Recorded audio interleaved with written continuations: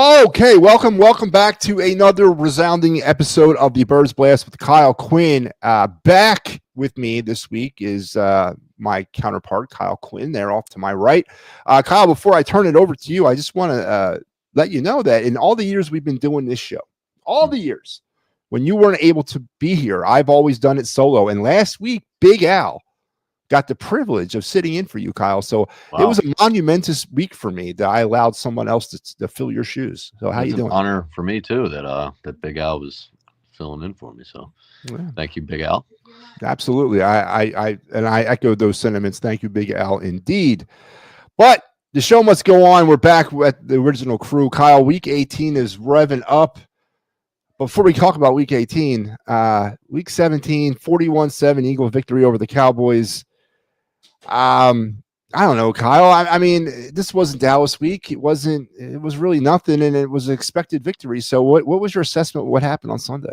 I mean, it was good to see that the Eagles were able to keep the ball rolling offensively with two backup quarterbacks in. I mean, I think they had their best offensive output, 40 points. I don't think they've done that at all this year. No. Before then, and it's funny that it came with Kenny Pickett and Tanner McKee there. And it was good to see the defense bounce back, albeit against a really poor Cowboys offense. So really, you just needed to see that the week before against Washington was a one-off, and that Kenny Pickett actually had at least some semblance of an NFL quarterback inside of him. And then, Tanner McKee flashed a little bit too. So I thought there were some positives to take out of the game. But like you said, there was no juice to the game. No one cares about the Cowboys this year, really, ever since Dak Prescott went down, and they kind of sucked before that anyway, and Cooper Rush and all that. So Cowboys were eliminated from the playoffs. Eagles were just sort of trying to solidify winning the NFC. So if you wanted to take some positives out of that, then there's a few there. I mean, obviously there was something to play for, and it was to win the NFC East. But there was really, in my opinion, heading into the game all week, leading up to the game, everything. There was no doubt in my mind who was going to win this game. Now, 41-7, yes, that was a little bit of a shocking score. The Eagles imposed their will on the Cowboys as this game wore on. They got off to their typical slow start, other than the pick six touchdown, which they had. But the Cowboys did string together a couple good drives early on, but then that went away really quickly as the Eagles enforced their will on them. Yep. And they forced a lot of turnovers again. I mean, yeah, 4 more last week. Yeah, last week was 5, and I mean, it didn't look as pretty. Because I think the offense wasn't able to really sustain drives, and there was some bad special teams there. So the defense didn't really end up with the result that they wanted there at the end of the day. But now 2 weeks in a row where they're forcing at least 4 turnovers, that's huge, and that's going to win you a lot of football games. Yeah, the 4 turnovers and the 5 against the Commanders, 9 turnovers over the past 2 games, something that the Eagles have been lacking in, and that's forcing turnovers all season. They've made up for it over the last 2 weeks. Hopefully that's something they can kind of keep going forward into the playoffs. I guess the other notable thing from this game, Kyle, obviously has been the story that's been gripping the city all week long, and that's Saquon Barkley, 167 yards in this game. God knows, I think everybody wanted him to break the record on Sunday in order to kind of take this thing away from us. But, he broke over 2,000 yards, I believe now 2,005 yards on the ground all season long. Yep. We're going to get into the whole other debate here in a second, but I think it's and I don't know, and he's a very good running back, and I'm not taking that away from him. He's a very good running back before he got here, but this year has been something different. It's not something you can say is going to happen again next year or any other year after this. But I think after it's all said and done with, regardless of how this season ends up, I really shudder to think where this team would have been without Saquon Barkley this year. Yeah, for sure. I mean, because you saw it looked like there was some remnants of Jalen Hurts in the offense from the year before, 2023, at the beginning of the season. And Saquon Barkley was kind of the thing that, was able to drag you out of that little rut there when he really started getting going, and they were able to sort of build the offense around him. I agree with you. I mean, we saw all the running backs here, Miles Sanders, DeAndre Swift, put up some solid numbers and give us a top rushing attack. But, this was exactly what everybody could have envisioned, or, even more so. When they pictured this offensive line and Saquon Barkley running behind it, and it's been awesome. I mean, he's been healthy all season, knock on wood, and you see what he's been able to do behind the line. At 2,000 yards is nothing to sneeze at. I mean, I think the 9th player to ever do it in NFL history. So super exclusive company, and it was just, I mean, he made the offense fun to watch this year. No, absolutely, 100%. And you said it when things weren't working with the passing attack early on in the season, it was nice to have that option of a Saquon Barkley to turn to. I don't know if DeAndre Swift or Miles Sanders would have shouldered that kind of a load and actually taken the rushing attack on their own shoulders and pushed it into the forefront. I don't think they could have. They're No. good running backs in their own regard, but Saquon's a little bit different. Yeah, I mean Saquon. The difference with Saquon is that he's the home run hitter guy. So like Yeah. Sanders and Swift can put up the 100-yard games, but they won't give you the 167-yard games, the 250-yard games where he's breaking away 3 times for huge rushes. I mean that's the difference that Saquon Barkley gives you. So we open up the holes for them, and I mean nobody's better in the NFL at hitting those things and making the most out of them. We're in a listen. We're going to do the stat pack here, and then it's a weird time of the year, Kyle, because obviously this game on Sunday has no bearing at all on what is happening with this football team. Everything's been locked down, so we're going to have a hard time. I don't know if it's even worth breaking this thing down, but we are going to discuss a few points and a few things that I do want to talk about, maybe going forward into the playoffs. But before we do that, let's head over to the stat pack for the Cowboy game. 3 for 5 in the red zone, Kyle. This has not been fun to watch over the past season. They are now 37 for 63 in the red zone, 58.7. Kyle, how do you feel about red zone efficiency heading into the playoffs? I mean, obviously, it could be better. I mean, it's interesting that that's the number when you consider that a lot of times they get down to the 1-yard line and they're able to push it in, and they have that play. So you wonder what it would be if they didn't have that play. It might be really bad. So I definitely think there's a lot of things that they could do better in the red zone. Utilize the tight ends more. Dallas Goedert, when he gets back, if he's ever able to stay on the field. AJ Brown is a big-bodied wide receiver who I think is a great red zone threat. And then of course you have Saquon Barkley in our offensive line. So it's a little bit of a mystery to me why it's not been as good as it could be this year. Now, at least in terms of last week, you did have your backup quarterbacks in, and we saw the week before they weren't able to convert any of those drives into touchdowns, really, with Kenny Pickett back there. So that's definitely something that's going to have to be a point of emphasis for them if they're going to go deep into this postseason. I don't think many people are really talking about it because of the explosiveness of this Eagle offense, and that thing kind of gets buried down a little bit. But you're right. As we get down into these games, and I'm not talking about the Giants game, obviously, I'm talking about the game after that.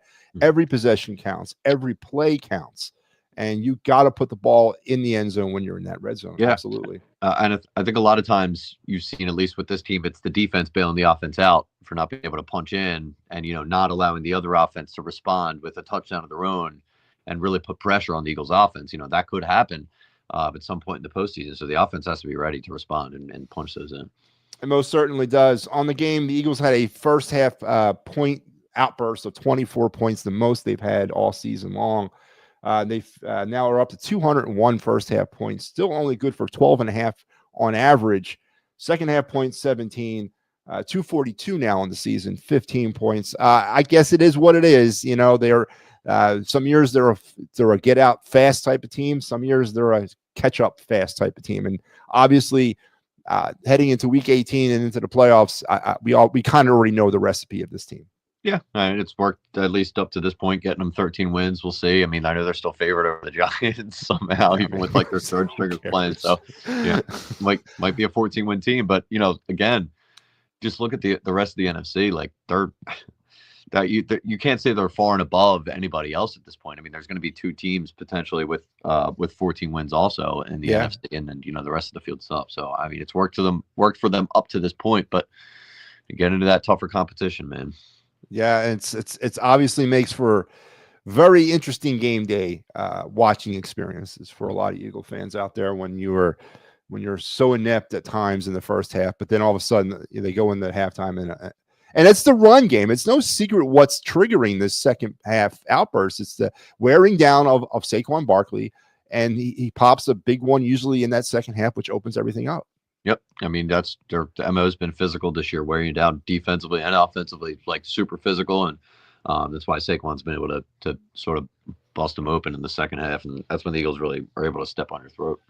4 for 25 in penalties, 4 penalties for 25 yards in this game. That's actually pretty encouraging, but there were still a couple of the big ones. The personal foul penalties are out of control. On the season, 96 penalties for 683 yards, 6 penalties a game for about 42 yards a game.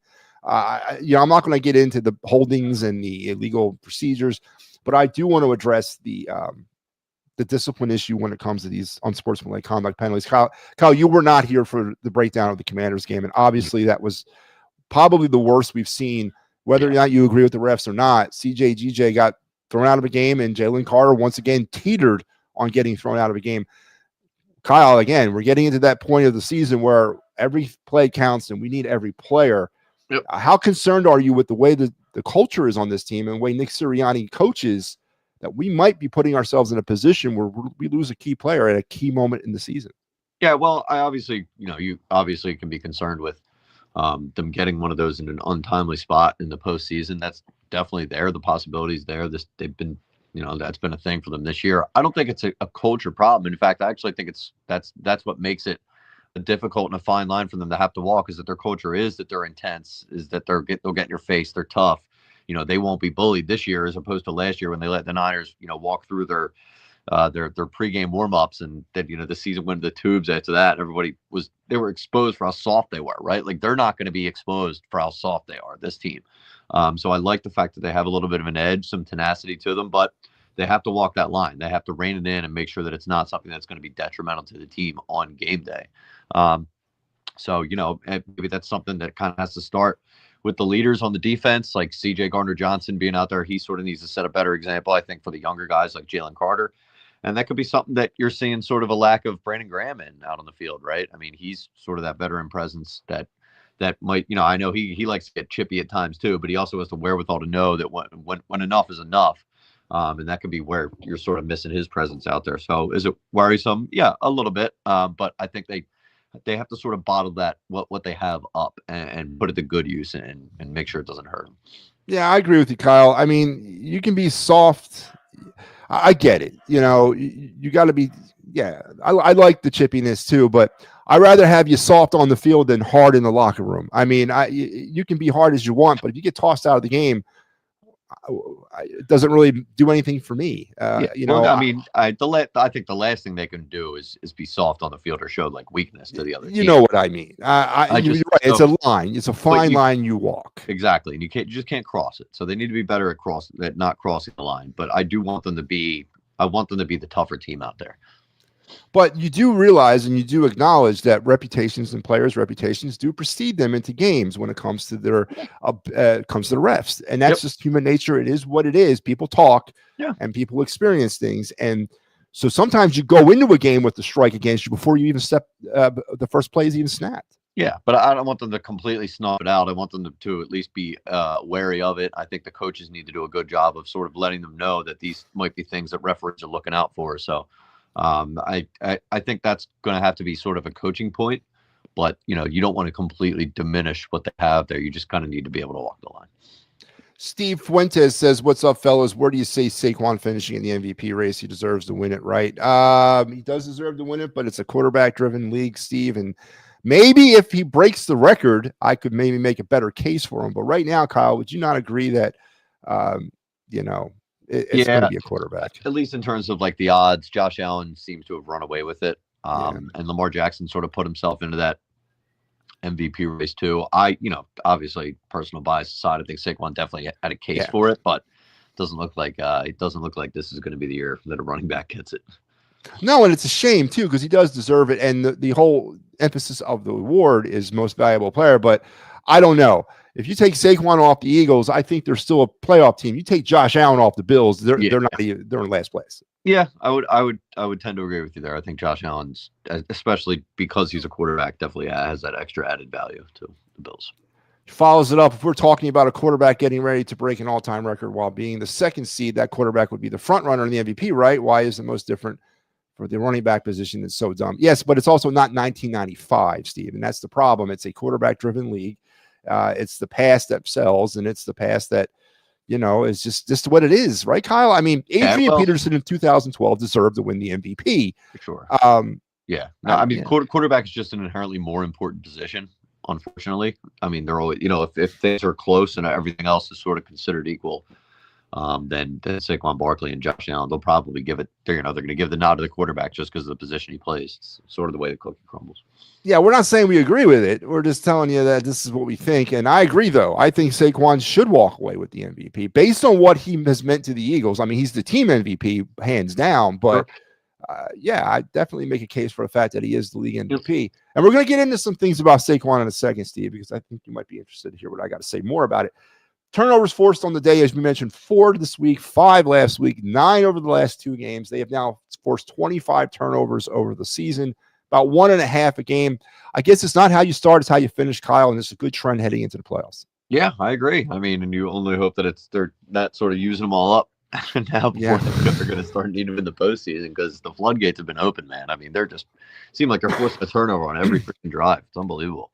Absolutely. They did not commit another turn. They did not commit a turnover last week. Now they've only committed 15 on the year. That's less than 1 a game.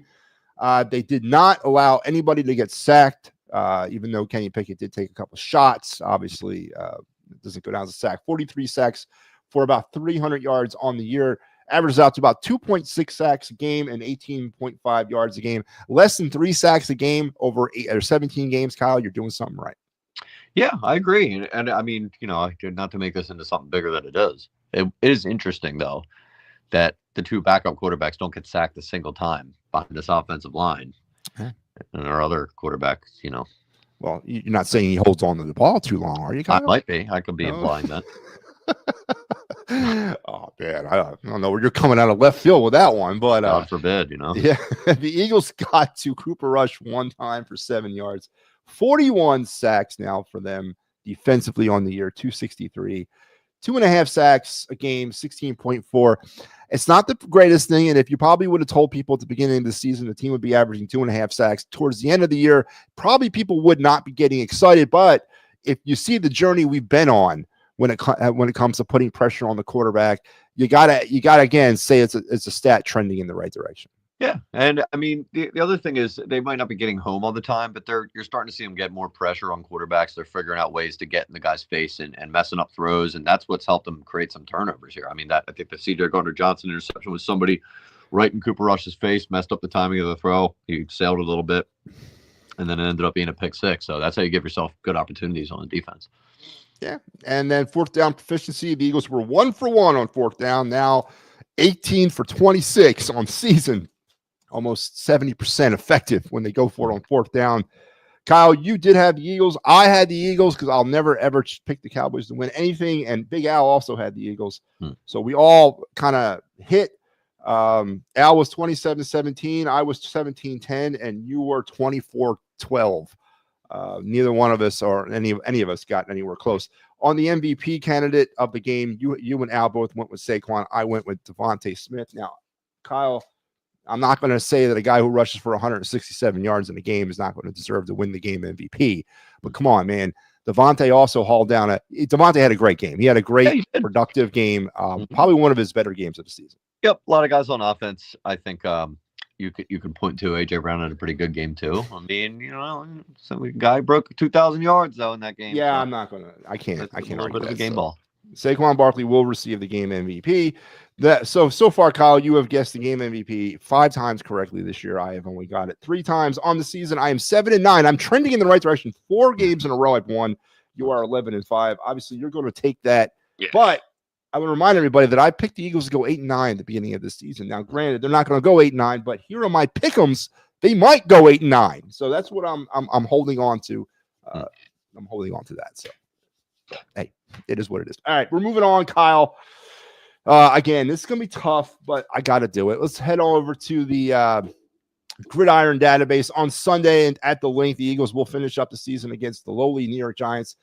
Gridiron database is reporting the Eagles are going with their all blacks, whereas the Giants are going with their Wentz whites. We'll see if that actually goes true. The weather in Philly on Sunday is going to be a partly cloudy day with a high of 35 and a low of 25.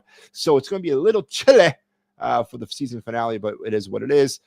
Injury reports. I'm not going to sit here and try to decipher the injury report. Half the team's not going to play. The other half is. Giants are going to. I'm not going to even get into that. We'll talk some of the specific players here in a second. But Kyle, with all that being said, very quickly, what do you expect to see on the field at the link on Sunday? I have no idea. I mean, I have no clue. It's going to be the Eagles. Like it doesn't look like Kenny Pickett's going to play. So, looking at Tanner McKee versus Drew Lock, I could not tell you how the game's going to go. I'll just say screw it. Giants lose because the Giants and they suck and they probably all just want to go on vacation already. So, I think we win. Maybe we'll win by a touchdown. There you go. Well, don't jump the gun, Kyle. There's a process to this. Okay, so you're right. Now, I am not gonna bore you with the three keys Eagles victory. I'm not gonna get into any of that, but I do want to address. Let's get into the big one. Before we do that, let's address Steve. He's talking more about Jalen Hurts. I think if he threw the ball with anticipation instead of waiting to see his wide receiver open, he too may not have get sacked. Yeah, but Steve, that's hindsight, and you're right, absolutely. But he's not, and he's doing those things. Do I need to remind you, Steve, of the pass attempts versus the times to the middle of the field this year? I don't want to go into all that, but you're right, Steve. I mean, Steve's right, correct? I mean, Jalen has some mechanical issues that he's trying to figure out, right? Yeah, I mean, I think that's something that people have been very critical of about him for. Like when you hear broadcasts like Troy Aikman watch him play and analyze what he's doing, he says, if he just lets this ball out a tick early or sees this come open just like a hair early, then it'll be a better throw, because he's not the type of quarterback that has a huge arm where he's going to drill the ball into a tight window, even if he is a hair late, like a Josh Allen could. So he does need to be able to see those in time. And I agree with Steve Throw with more anticipation. Yeah, I agree too. And that's what keeps him, in my opinion, away from being an elite quarterback. And that's why I think he's an above average to average starting quarterback in the NFL. I'm not saying he's not a starter, but he's not elite. All right, Kyle, let's get to the thing. It's come out yesterday. Nick Sirianni said it. He said it, but really didn't. I don't know. He didn't say he's not playing.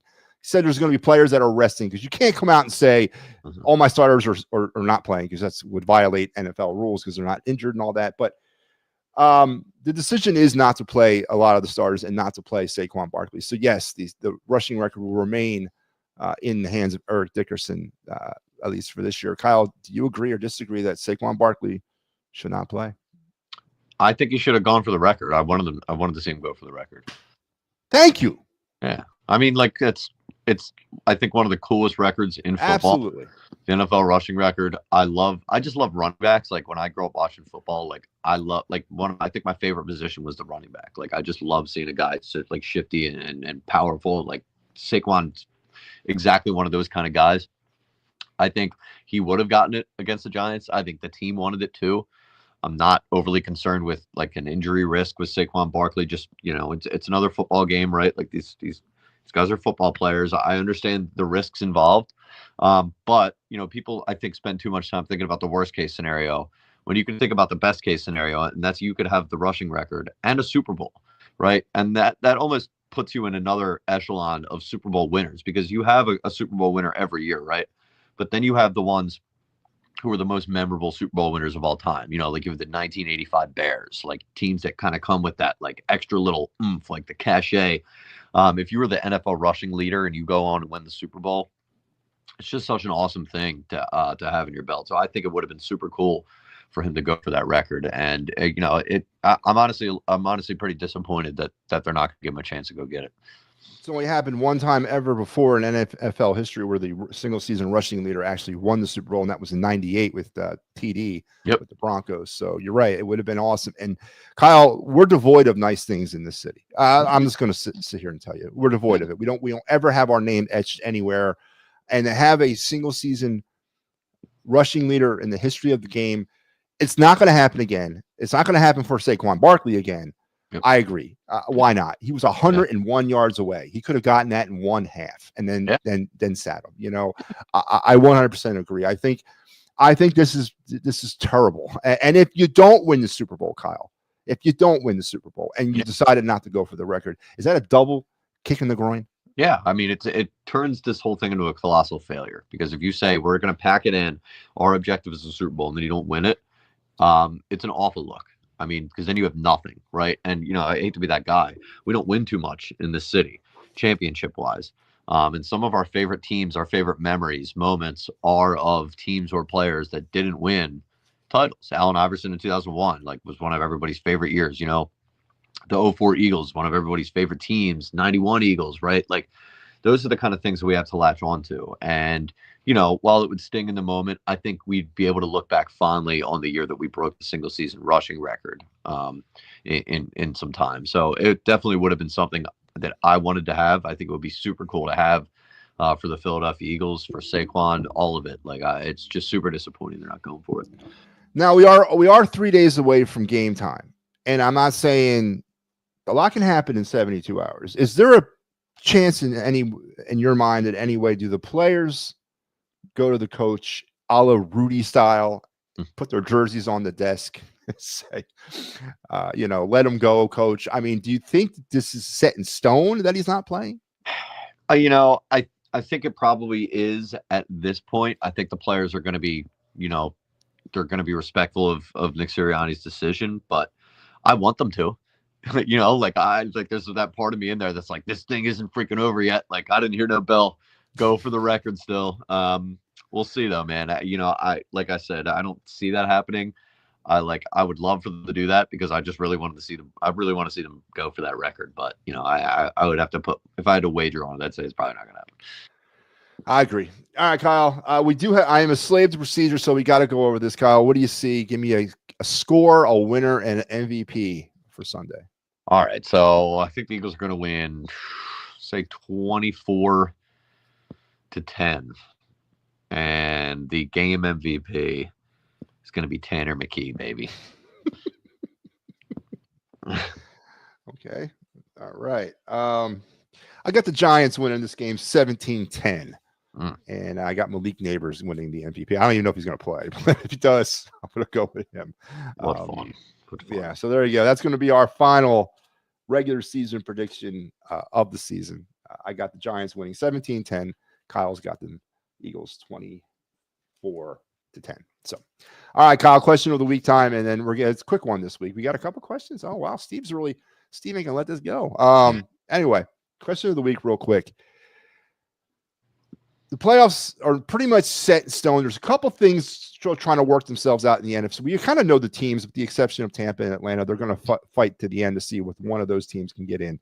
But the way things are kind of working right now, you have an opportunity here. Minnesota could go from 5-1. Detroit could fall from 1-5. You got the Commanders and Green Bay jostling back and forth for that number 7 seed. Kyle Quinn, what do you envision? And we're going to break all this down because we've picked all these things in the beginning of the year, but we're going to wait to the end of the season to do all that. But what does Kyle Quinn envision the playoff bracket being? And give me your 1-7 in the NFC if you can, that you think. So I think the Vikings are going to end up winning the 1 seed. Eagles are going to be at the 2, Rams 3. I think the Buccaneers end up with the 4. So then that'll be the Lions at 5, Commanders at 6. I think they win this week.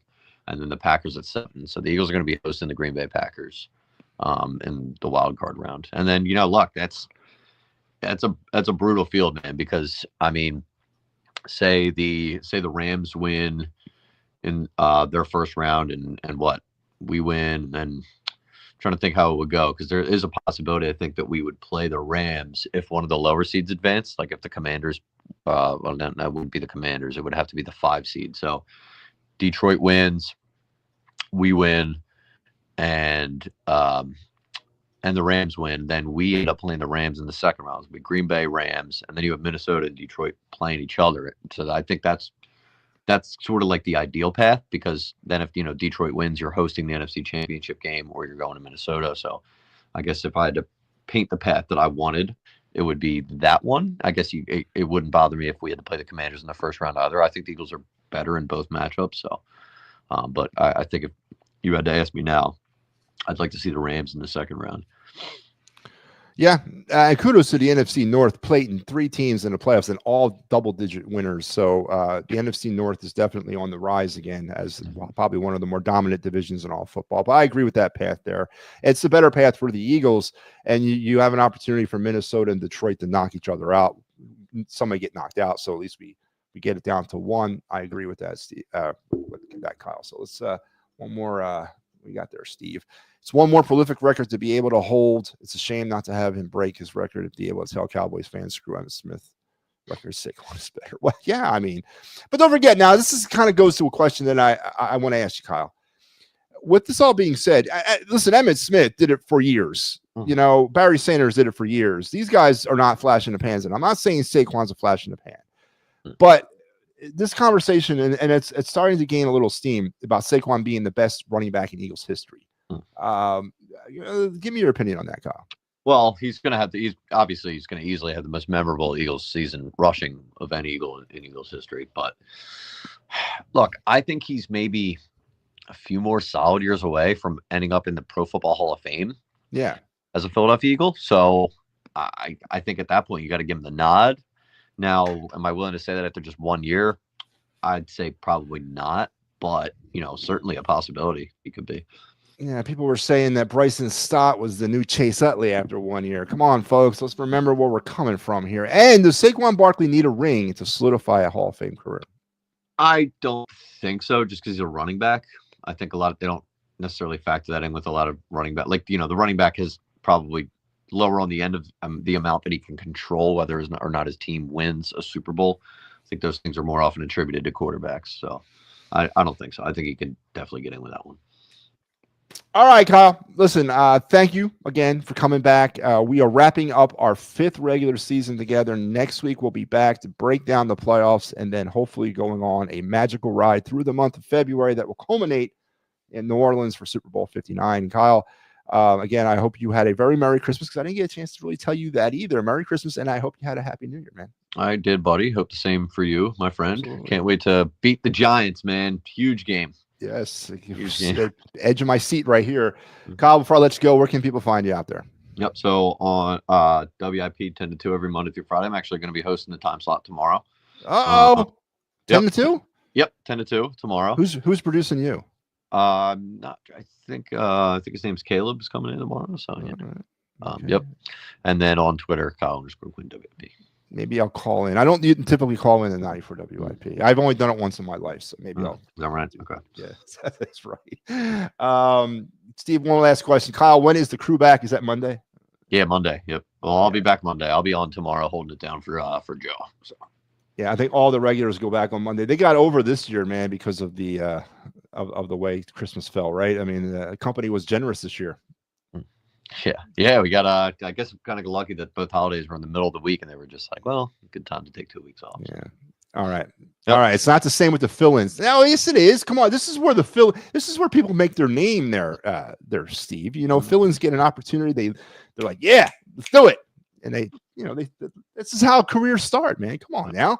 I'm filling in, so Yep. Yeah, really, exactly. Kyle's filling in, man. And Kyle knows kind of knows what he's talking about. All right. All right. All right, Kyle. We'll talk next week, man. Have a good buddy. Yep. Thanks for that. See you, bud. All right. Kyle Quinn. All right. Let's one last thing before I go. Of course, we are entering into the final week of our pick'ems here on the program. I am now let's kind of review how I did in week 17. Best week of the year so far for me. 13-3 for week 17. 157 for 96 now for the season for me picking these games. And we're going to roll into week 18, probably the most difficult week to pick, because you never know who's playing, who's not.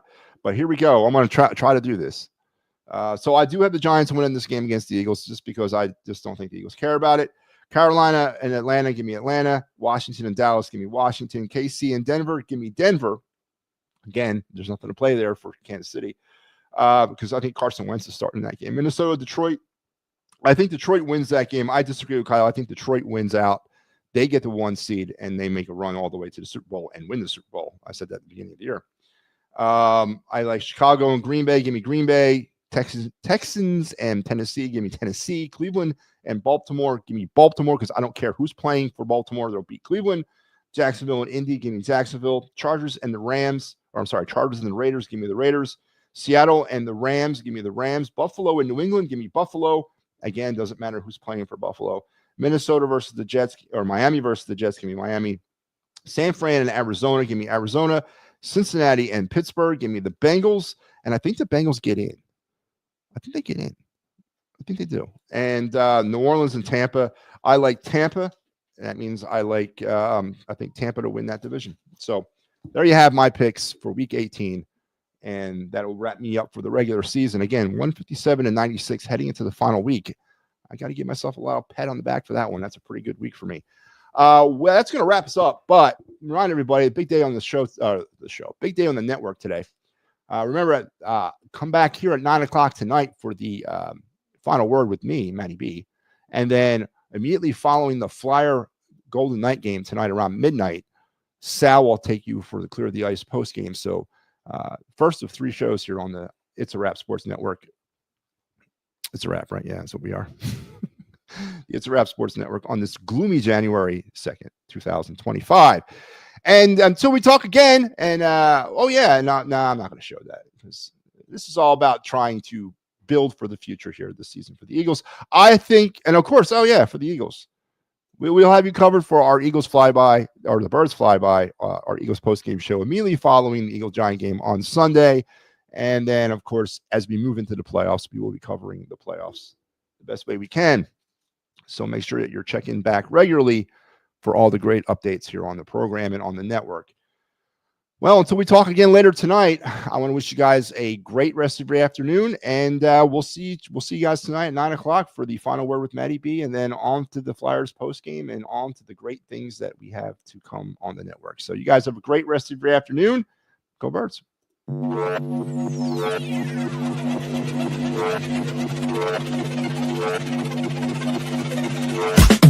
been coming up hot for a minute. Everybody know the drop when I'm in it. I drop the top when I'm in it. Everybody know the drop when I'm in it. Yeah, I'm so. Everybody know I'm you know when the click through to the and it's about to be a so big vibe.